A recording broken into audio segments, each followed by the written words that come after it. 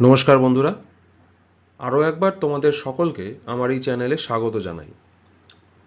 আজকে যে কবিতাটি নিয়ে কথা বলবো সেই কবিতাটি সরোজিনী নাইডুর লেখা। কবিতাটির নাম দ্য ব্যাঙ্গল সেলার্স। কবিতাটি শুরু করবার আগে আমরা নাইডু সম্পর্কে দু একটি কথা একটু জেনে নিই।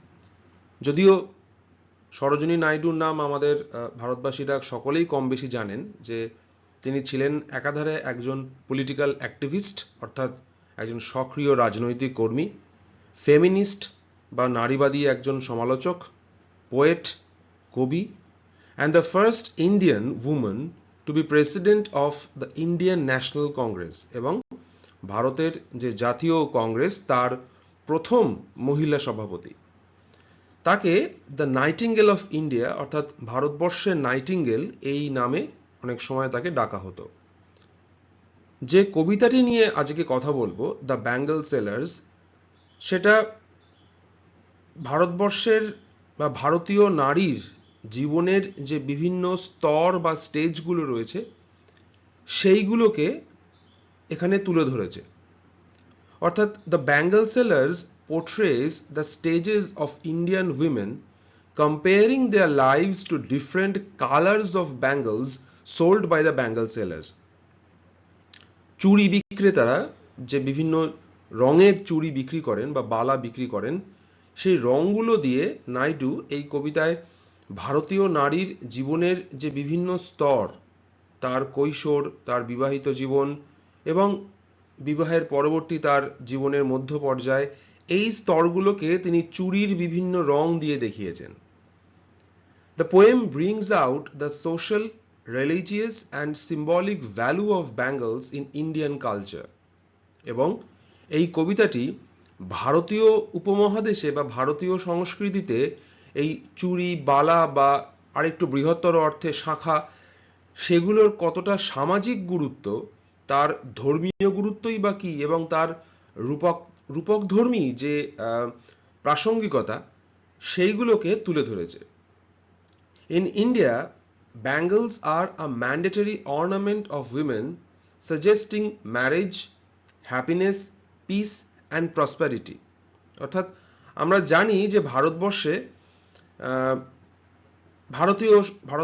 যে সংস্কৃতি, সেই সংস্কৃতিতে এই ব্যাঙ্গলস বা বালা বা চুড়ি, এইগুলো একজন নারীর জীবনে শুধুমাত্র একটি অলংকার নয়, বা অন্যভাবে ভাবতে গেলে নারীর জীবনের যে সমস্ত অলংকারগুলো একজন নারী ভারতীয় উপমহাদেশে বা ভারতীয় সমাজে ব্যবহার করেন, তার মধ্যে সবচেয়ে গুরুত্বপূর্ণ বা অন্যতম গুরুত্বপূর্ণ হলো এই ব্যাঙ্গলস। কারণ এর মধ্যে দিয়ে তার জীবনের আনন্দ, শান্তি, প্রসপ্যারিটি এবং তার বৈবাহিক জীবনের পদার্পণ, এই সমস্ত চিত্রটাকে তুলে ধরা হয়। তো এই কবিতাটি দ্য ব্যাঙ্গল সেলার্স, এটি মূলত ভারতীয় সমাজ, ভারতীয় জীবনের একটি প্রতিফলন আমরা বলতেই পারি। এবারে আমরা কবিতাটি শুরু করি। First স্ট্যানজা। Bangle sellers are we who bear our shining loads to the temple fair. Who will buy these delicate, bright, rainbow-tinted circles of light? Lustrous tokens of radiant lives for happy daughters and happy wives. এবার ধীরে ধীরে এর অর্থটা খোঁজার চেষ্টা করি। Bangle sellers are we who bear. শুরুতেই একদল ব্যাঙ্গল সেলার্স বা চুড়ি বিক্রি করছেন যারা, তাদের এক দল, তারা নিজেরাই কোরাসে, কোরাস কণ্ঠে যেন বলছেন বলে মনে হচ্ছে, সমবেত কণ্ঠে যেন বলছেন যে আমরা হচ্ছি ব্যাঙ্গল সেলার্স বা চুড়ি বিক্রেতা, যারা who bear our shining loads to the temple fair, যে কোনো একটা মেলায় আমরা আমাদের এই চুড়িগুলোকে নিয়ে যাচ্ছি। এই চুড়িগুলোকে তারা যে নিয়ে যাচ্ছেন, এইটাকে চমৎকারভাবে শাইনিং লোডস বলা হচ্ছে। এই জায়গাটা, এই ফ্রেজটা একটু লক্ষ্য করা দরকার। আবার শাইনিং লোডস, মাথার উপর তাদের যে চুড়ির একটা ওজন, একটা ভার তারা নিয়ে যাচ্ছেন মেলার মাঠে বিক্রি করবেন বলে, সেইটাকে শাইনিং লোডস বলছেন এই কারণেই যে যেহেতু চুড়ির উপর সূর্যের আলো পড়ে বিভিন্ন রঙের চুড়িতে বিভিন্ন রকম রিফ্লেকশন তৈরি হচ্ছে। তাহলে শুরুতেই একটা সর্ট অফ রোম্যান্টিসিজম বা এক ধরনের ফ্যান্টাসির জগৎ এখানে কাজ করছে, যে যেখানে এই ওজনটাকে তারা ঠিক সাদামাটা একটা লোড বা কষ্টকর কোনো ওজন হিসেবে ভাবছেন না, তারা এটাকে বলছেন shining loads. Who will buy these delicate, bright, rainbow tinted circles of light? Very beautiful allegory. Who will buy these delicate, bright, rainbow tinted circles of light? তারা জিজ্ঞাসা করছেন কে কে কিনবে এই ডেলিকেট, এই যে ভীষণ সুন্দর উজ্জ্বল rainbow tinted circles of light. ওই চুড়িটাকে তারা বলছেন রামধনুর রঙে চুবিয়ে আনা কাঁচের গোলক। যেহেতু এক একটা চুড়ির এক এক রকম রং বা বিভিন্ন রঙের চুড়ির সমাহার এখানে ঘটেছে, তাই জন্য তারা প্রশ্ন করছেন যে এই উজ্জ্বল সুন্দর চুড়িগুলো কারা কিনবে, যে চুড়িগুলো কিনা রামধনুর রঙে চুবিয়ে আনা হয়েছে, rainbow tinted circles of light. রামধনুর আলোয় আলোকিত বিভিন্ন রকম আলোময় কাঁচের গোলক। Lustrous tokens of radiant lives, আমি লাস্ট্রাস মিনিংটা লিখে দিয়েছি, যার অর্থ হচ্ছে Dyutiman. Lustrous tokens of radiant life. So these bangles are lustrous tokens of radiant lives because they are reflecting the vibrancy of the life in Indian women. Lustrous tokens of radiant lives for happy daughters and happy wives. তিনি বলছেন যে এই চুড়িগুলো, এই ব্যাঙ্গলসগুলো, এইগুলো জীবনের যে vibrant রঙগুলো রয়েছে, যে রং আমাদের ভারতীয় নারীর জীবনের বিভিন্ন স্তরগুলোকে প্রকাশ করে, সেই রঙের বা সেই দ্যুতিমান রঙের এক ধরনের টোকেন, অর্থাৎ একটা গেটওয়ে বা এক ধরনের প্রবেশদ্বার। কাদের জন্য? For happy daughters and happy wives.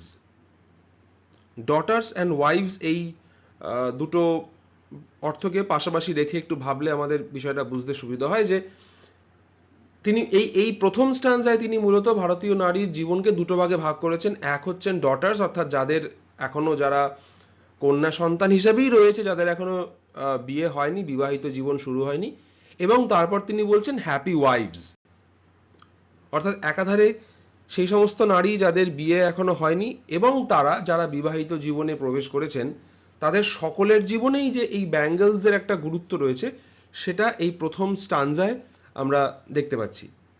এবং এই যে rainbow tinted circles of light, তার একটা অর্থ এখানে আমরা লিখেছি, সেটা হলো it relates to the Indian custom of associating bangles with happiness and prosperity. যে কথাটা শুরুতেই বলা হচ্ছে যে নাইডুর উদ্দেশ্য এই কবিতার মধ্যে দিয়ে ভারতীয় সংস্কৃতির মধ্যে এই ব্যাঙ্গলসের যে প্রয়োজনীয়তা বা ব্যাঙ্গলসের যে অপরিহার্যতা, যেটা আমাদের সামাজিক জীবনের যে সুখ শান্তি এবং প্রসপারিটির নিদর্শন বহন করে, সেইটা এই রেইনবো টিন্টেড সার্কেলস অফ লাইটের মধ্যে দিয়ে বোঝানো হচ্ছে, যেন জীবনের সমস্ত রং এই ব্যাঙ্গলসগুলোর মধ্যে বা এই চুড়িগুলোর মধ্যে লুকোনো রয়েছে।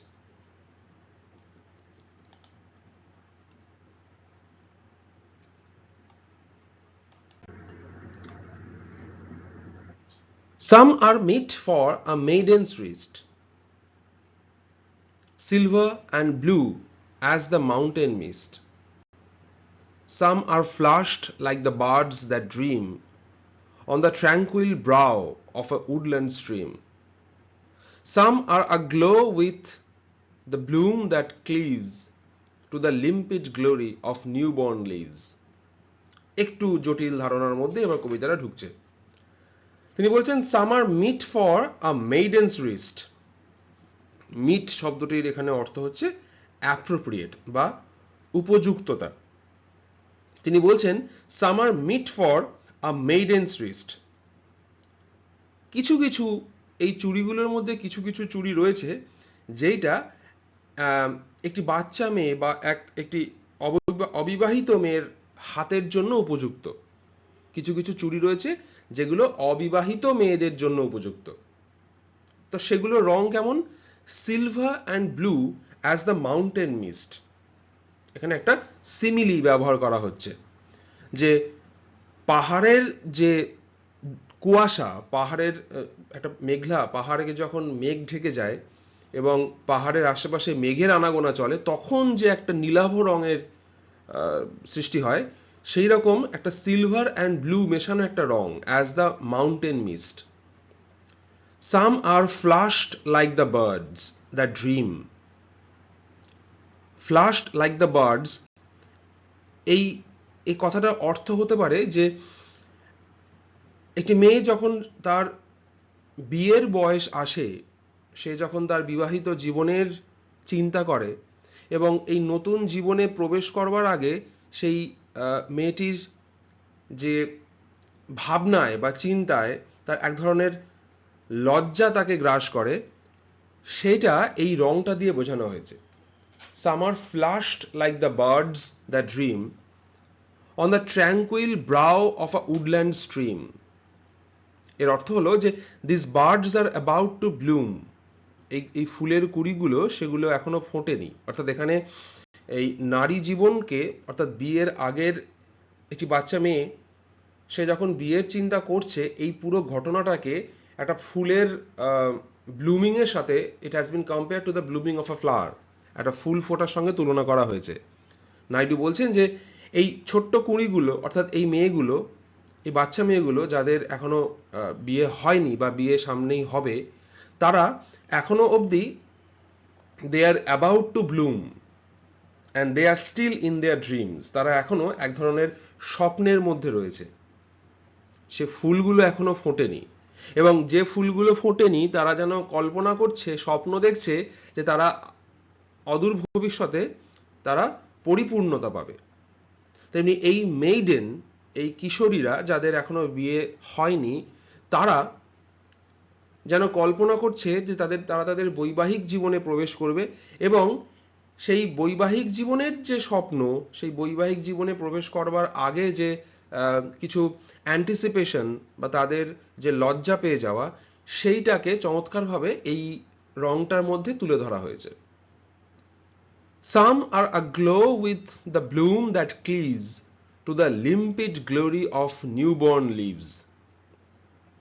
Limpid glory অর্থ হচ্ছে transparent beauty of the light green newly born leaves, মানে গাছের পাতার যে নতুন সবুজ রংটা, সেই সবুজ রঙের মধ্যে যে ঔজ্জ্বল্য থাকে সেই সবুজ রঙের মধ্যে যে উজ্জ্বলতা থাকে, সেই উজ্জ্বলতার সঙ্গে এদের এই জীবনের স্তরটাকে তুলনা করা হয়েছে। Some are aglow with the bloom that cleaves. Cleave মানে হচ্ছে বিদীর্ণ করা বা ফাটল ধরানো। To the limpid glory of newborn leaves. অর্থাৎ ঠিক যেভাবে একটা সুপ্ত ফুলের ঘুম ভেঙে সে জেগে ওঠে আগামী দিনে বৃহত্তর বৃক্ষে পরিণত হবে বলে, একই রকম ভাবে এই কিশোরী মেয়েদের যে আগামী দিনের স্বপ্ন, সেই স্বপ্নটা বা কিশোরী মেয়েদের আগামী দিনে তাদের বৈবাহিক জীবনে প্রবেশ করবার যে চেতনা, সেই চেতনা তাদের মনের ভিতরেও আস্তে আস্তে ঢুকতে শুরু করে যত তারা তাদের বয়সের দিকে এগোতে থাকে। এইটা আমাদের এই সেকেন্ড স্ট্যান্জার একটা interpretation. Third, some are like fields of sunlit corn meet for a bride on a bridal morn. Some like the flame of her marriage fire, or rich with the hue of her heart's desire, tinkling, luminous, tender and clear, like her bridal laughter and bridal tear. Third স্ট্যান্সে তিনি বলছেন এই bangles গুলোর মধ্যে some are like fields of sunlit corn. একবার রংটাকে ভাবার চেষ্টা করা যাক। সানলিট কর্ন, একটা শস্যে ভরা জমি, সেই জমির উপর সূর্যের আলো এসে পড়েছে, ফলে তার যে ঔজ্জ্বল্যতা, সেই ঔজ্জ্বল্যতা ধরা হয়েছে এই ব্যাঙ্গেলসের চুড়িগুলোর মধ্যে। এবং এখানে বুঝতে হবে যে এই মাঠ ভরা শস্য, এর মধ্যে কিন্তু একটা ফুলফিলমেন্টের ইশারা রয়েছে, একটা সাম সর্ট অফ উর্বরতা বা জন্ম দেওয়ার যে প্রবণতা বা জন্ম দেওয়ার এক ধরনের ইঙ্গিত রয়েছে। অর্থাৎ এর মধ্যে দিয়ে এবার তিনি ভারতীয় নারীর সেই জীবনের সেই দিকটি তুলে ধরবার চেষ্টা করছেন, যেখানে তার জীবনে বৈবাহিক জীবন, সন্তান ধারণ, সন্তান লালন পালনের সময়টা আসছে। এই যে মাঠ ভরা শস্য, অর্থাৎ এই যে গাছের জন্ম হচ্ছে, জমি উর্বর হয়েছে, এর মধ্যে দিয়ে আগামী জীবনের নবজাতকের জন্ম দেওয়ার ইঙ্গিতটা রয়েছে। তো এই ব্যাঙ্গলস গুলো কাদের জন্য? এইগুলো meet for a bride on her bridal morn. একজন নারী যার বিয়ে হতে চলেছে, তার বিয়ের দিন সকালে তাকে যে ব্যাঙ্গলটা পরানো হবে, এই ব্যাঙ্গলস গুলো সেই রংটা ক্যারি করে। Some like the flame of her marriage fire, Hindu ধর্মে যেভাবে বিয়েটা হয় যে আগুনকে সাক্ষী রেখে, নাইডু বলছেন যে কিছু কিছু ব্যাঙ্গলস সেই আগুনের রঙের উজ্জ্বলতার মতো। বা এখানে শুধু রং নিয়ে ভাবলে হবে না, শুরুতেই বলেছি ওই বিয়ের আগুনের যে পবিত্রতা, তার যে রেলেভেন্স, নাইডু বলছেন কিছু কিছু ব্যাঙ্গলস রয়েছে সেগুলো একই রকম রেলেভেন্ট। এই যে তার মানে দেখো, প্রথম স্ট্যান্জা থেকে শুরু করে তার পরবর্তী স্ট্যান্জা, তৃতীয় স্ট্যান্জা এবং কবিতার শেষেও আমরা দেখতে পাবো যে এই বিভিন্ন রকমের ব্যাঙ্গলসের কথা বলা হচ্ছে, যেগুলো আলাদা আলাদা রেলেভেন্স ক্যারি করে একজন নারীর জীবনে। Some like the flame of her marriage fire, or rich with the hue of her heart's desire. কিছু কিছু ব্যাঙ্গেল রয়েছে তাদের কাছে, তারা বলছেন যে ব্যাঙ্গেলস গুলোকে নিয়ে তারা মেলার মাঠে যাচ্ছেন বিক্রি করতে, তাদের মধ্যে কিছু কিছু ব্যাঙ্গেলস রয়েছে যেটা তাদের বিয়ের দিন যে আগুনকে সাক্ষী রেখে বিয়েটা হবে, সেই আগুনের মতো, সেই আগুনের উজ্জ্বলতার মতো উজ্জ্বল, এবং সেই আগুনের মতো পবিত্র এবং প্রাসঙ্গিক। অথবা কিছু কিছু ব্যাঙ্গেলস এমনও রয়েছে যেটা তাদের মনের, হৃদয়ের যে রং, হৃদয়ের যে ইচ্ছা, মনের যে সুপ্ত বাসনা, সেই বাসনা বা সেই ইচ্ছার রঙে রঙিন। টিঙ্কলিং, লুমিনাস, টেন্ডার অ্যান্ড ক্লিয়ার, এই অ্যাডজেক্টিভস গুলো ব্যবহার করা হচ্ছে। তারা ভীষণ উজ্জ্বল, প্রাণবন্ত, তারা খুব মৃদু এবং স্বচ্ছ। Like her bridal laughter and bridal tear, তার বৈবাহিক জীবনে তার বিয়ের আনন্দের যে হাসি এবং বিয়ের পর তার বাবা মা নিকট পরিজনকে ছেড়ে চলে আসার যে যন্ত্রণা, এই হাসি আর দুঃখ,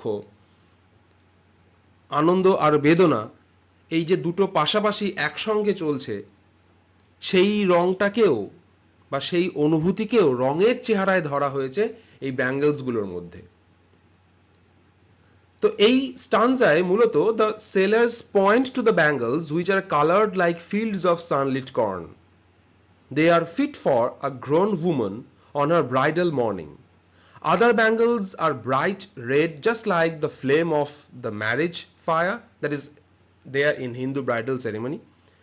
The red bangles indicate her heart's desire and passion for her new life as a bride and wife. It points to the transition that a woman makes from a maiden daughter to a wife. অর্থাৎ এই স্টানজায় এই bangle সেলাররা সেই সমস্ত ব্যাঙ্গেলগুলোর কথা বলছেন যেগুলোর রং এই সূর্যের আলোয় ভরা এক মাঠ ভরা শস্যের রঙের মতো। তারা কাদের জন্য fit? They are fit for grown women on her bridal morning. বিয়ের দিন সকালে একজন প্রাপ্তবয়স্ক নারীকে বা বিয়ে করতে চলেছেন একজন নারী, তার হাতে যে ধরনের ব্যাঙ্গেল থাকে সেই ব্যাঙ্গেলগুলো হচ্ছে এগুলো। আদার ব্যাঙ্গেলস, অন্যান্য যে ব্যাঙ্গেলগুলো রয়েছে, অন্যান্য যে চুড়িগুলো রয়েছে, সেগুলো আর ব্রাইট রেড, খুব উজ্জ্বল লাল, just like the flame of our marriage fire. তার বিয়ের যে আগুনের উজ্জ্বলতা, সেই উজ্জ্বলতার মতো এই ব্যাঙ্গেলসগুলোর রং। The red bangles indicate her heart's desire. এই লাল রংটা দিয়ে তার হৃদয়ের বা মনের ইচ্ছের কথা প্রকাশ করা হয়েছে, and passion for her new life as a bride and wife. তার নতুন যে জীবন, যে জীবনে সে একাধারে একজন নববিবাহিত বধূ এবং কারোর স্ত্রী, এই যে রেলেভেন্স বা জীবনের এই যে নতুনত্ব, সেইটা ধরা হয়েছে এই লাল রংটার মধ্যে দিয়ে। এবং নাইডু বলছেন যে এই ডিজায়ারটা ভারতীয় নারীর বা একজন ভারতীয় কিশোরীর মনের ভিতরে লুকোনোই থাকে। It points to the transition that a woman makes from a maiden daughter to a wife.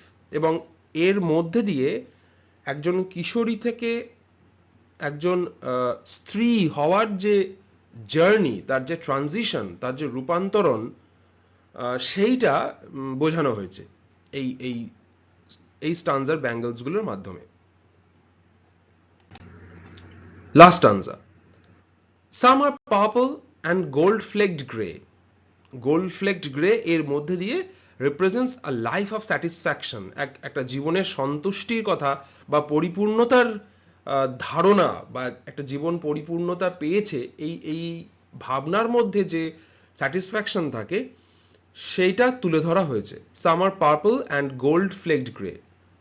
For she who has journeyed through life midway, whose hands have cherished, whose love has blessed, and cradled fair sons on her faithful breast, and serves her household in fruitful pride, and worships the gods at her husband's side. সেই স্টানজায় যে জীবনের যে অংশটিকে ধরা হয়েছে সেইটি মূলত বিয়ের পরবর্তীতে বা বিবাহিত জীবনের পরে বেশ কিছুটা সময় অতিক্রান্ত হওয়ার পর বার্ধক্যের দিকে যাওয়ার যে সময়কাল, সেটা। এই যে শুরুতে তিনি বলছেন গোল্ড ফ্লেকড গ্রে, যেটা আমি একটু আগে বললাম, এই রংটার মধ্যে দিয়ে স্যাটিসফ্যাকশন তো বটেই, এবং যে ট্রানজিশনটা তাকে আরো বার্ধক্যের দিকে এগিয়ে নিয়ে যাচ্ছে। আগের স্টানজায় আমরা পড়লাম যে কিশোরী থেকে তার বৈবাহিক জীবনের যে সন্তুষ্টি বা বৈবাহিক জীবনে পদার্পণ করবার যে রং, সেই রংটা তুলে ধরা হয়েছে। এবার এখানে পরবর্তী যে ট্রানজিশন, তার বৈবাহিক জীবনের পরে যখন সেই মেয়েটি বা সেই নারী যখন তার জীবনের বার্ধক্যের দিকে এগোচ্ছেন, সেই বার্ধক্যের কথা বলা হয়েছে। Some are purple and gold flecked grey. এখানে লক্ষ্য করতে হবে রংটা কিন্তু আগের মতো ওই লাল রঙের মতো অতটা উজ্জ্বল নয়, অতটা ফ্লোরিসেন্ট ধরনের রং নয়। এখানে রংটা একটু স্তিমিত হয়ে এসেছে, ঠিক যেভাবে জীবন একটা সময় পর থিতিয়ে পড়ে। জীবনের নতুন তরঙ্গগুলো ধীরে ধীরে তাদের চাঞ্চল্য হারিয়ে ফেলে। For she who has journeyed through life midway, যিনি তার জীবনের অনেকটা দেখে ফেলেছেন, জীবনের মাঝ বরাবর অবধি তিনি প্রায় হেঁটে ফেলেছেন, তাদের জন্য এই ব্যাঙ্গলসগুলো। Whose hands have cherished, whose love has blessed, and cradled fair sons on their faithful breast. সেই যে মেয়েটি তার শৈশব, তার কৈশোর, তারপর তার বিবাহিত জীবন, তারপর সন্তান পালন, এবং সন্তান পালনের পর এবার বার্ধক্যের পথে যাত্রা, এই পুরো জার্নিটা একজন প্রত্যক্ষ করেছে, বা ভারতীয় নারীরা এই পুরো জার্নিটা প্রত্যক্ষ করে। এবং এই পুরো জার্নিতে তাদের সঙ্গে বিভিন্ন রঙের ব্যাঙ্গলস থাকে, যে ব্যাঙ্গলসগুলো তারা নিয়ে এসছে মেলার মাঠে বিক্রি করবে বলে। And cradled fair sons on her faithful breast, and serves her household in fruitful pride. যে গর্বের সঙ্গে তার গৃহজীবন পালন করেছে, তার বৈবাহিক জীবনে তার সংসারের প্রতি যে দায় দায়িত্বগুলো ছিল, সেগুলো সে সফলভাবে পালন করতে পেরেছে। and worships the gods at her husband's side, এবং একই সঙ্গে সে তার স্বামীর সাথে ঈশ্বরের কাছে প্রার্থনাও করতে পারে।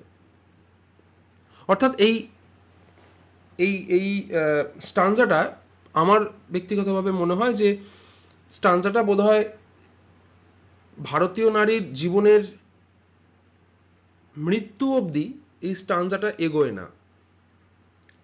নাইডু এই পুরো কবিতাটি শেষ করছেন বা শেষ করে দিচ্ছেন একটা রঙের সেলিব্রেশনের মধ্যে দিয়ে।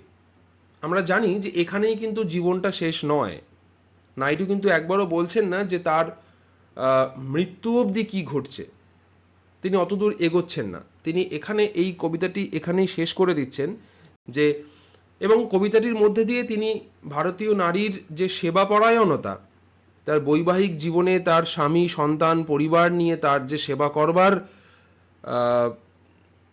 কাস্টম, যাকে প্রায় আমাদের ভারতবর্ষে একটা রিলিজিয়ন হিসেবে দেখা হয়, সেই যে প্রথা, সেই প্রথাটুকুর মধ্যেই কবিতার আলোচনাটাকে সীমাবদ্ধ রাখছেন। So this stanza gives insight into the image of a woman's life in a patriarchal society. এই patriarchal কথাটা কিন্তু খুব ইম্পর্টেন্ট, কারণ এখানে ভারতীয় নারীর যে চেহারাটা দেখানো হয়েছে সেটা ভীষণভাবে পুরুষতান্ত্রিক সমাজের দ্বারা ঠিক করে দেওয়া একটা চেহারা। যাই হোক, সেটা অন্য বিতর্ক, সে বিতর্কে আমরা যাচ্ছি না। নাইডু এভাবেই দেখেছেন বিষয়টিকে, especially in the Indian context. তো কি বলা হচ্ছে যে this stanza gives insight into the image of a woman's life in a patriarchal society, especially in the Indian context. These women have fulfilled their household duties with pride and commitment and showed devotion to their God with sincere prayers alongside their husbands. অর্থাৎ এই যে নারীদের কথা বলা হচ্ছে ভারতীয় উপমহাদেশের কনটেক্সটে, এরা তাদের গৃহকর্মের যে দায়িত্ব সেটা ভীষণ নিপুণভাবে পরিচালনা করেছে, সব খুব সাকসেসফুলি সেগুলোকে কমপ্লিট করেছে, উইথ প্রাইড অ্যান্ড কমিটমেন্ট। তাদের যে গর্ব এবং তাদের কমিটমেন্ট, এই দুটো দিয়ে তারা তাদের এই যাবতীয় দায়িত্ব পালন করেছে। And showed devotion to their god, ঈশ্বরের প্রতিও তারা তাদের যে বিশ্বাস, সেই বিশ্বাসের প্রতিফলন তারা আমাদের দেখিয়েছেন। কিভাবে with sincere prayers alongside their husbands, অর্থাৎ স্বামী সন্তান নিয়ে একসাথে সংসার করা, এবং এই যে ভক্তি, ঈশ্বরকে ভক্তি করা এবং স্বামীকে দেবতা হিসেবে পালন করা বা দেবতা হিসেবে ট্রিট করবার যে প্রাচীন এক পদ্ধতি আমাদের বা প্রাচীন এক প্রথা আমাদের ভারতীয় সমাজে রয়েছে, তার নিদর্শন এখানে কিন্তু স্পষ্ট, খুব ভীষণভাবে স্পষ্ট আমরা দেখতেই পাচ্ছি। এবং আমি যে কথাটা বললাম যে পেট্রিয়ার্কাল সোসাইটি কথাটা খুব গুরুত্বপূর্ণ, সেটা এই কারণেই যে এখানে অনেক রকম প্রশ্ন আসতে পারে যে কেন নারীদেরকে এভাবেই দেখা হচ্ছে, বা কেন এটা মনে করা হচ্ছে যে এটাই তাদের একমাত্র জীবন, বা এই কাজগুলোকে তারা অত্যন্ত নিষ্ঠাভাবে করবেন, বা they are suppose to do this things with devotion and commitment. এই প্রশ্নগুলো বা এই বিতর্কগুলো এখানে তুললে হবে না, কারণ এই প্রশ্নের জায়গা থেকেই যায়, কিন্তু আমাদের বুঝতে হবে যে আমাদের উদ্দেশ্য এই কবিতার মধ্যে নিজেদেরকে মানে রিফাইন করে রাখা, নিজেদের গণ্ডিটা, আমাদের গণ্ডি হচ্ছে এই কবিতাটুকু, আমাদের উদ্দেশ্য এই কবিতার ইন্টারপ্রিটেশনটা বুঝে নেওয়া। তো যাই হোক, আমাদের এই কবিতার আলোচনা আজকে এখানেই শেষ করছি। ছোট্ট কবিতা, এবং কবিতাটি মূল উদ্দেশ্য ভারতীয় উপমহাদেশের জীবনের এক চালচিত্র তুলে ধরা। তোমরা তোমাদের মতামত অবশ্যই আমার সাথে শেয়ার করবে, কেমন লাগলো সেটা জানাবে, কোনো সাজেশন থাকলে সেটাও আমাকে বলবে, এবং যদি মনে হয় যে এই চ্যানেলের কন্টেন্টস তোমাদের ভালো লাগছে তাহলে চ্যানেলটিকে সাপোর্ট করবে। সবাই ভালো থেকো, খুব তাড়াতাড়ি ফিরে আসবো অন্য একটি কন্টেন্ট নিয়ে।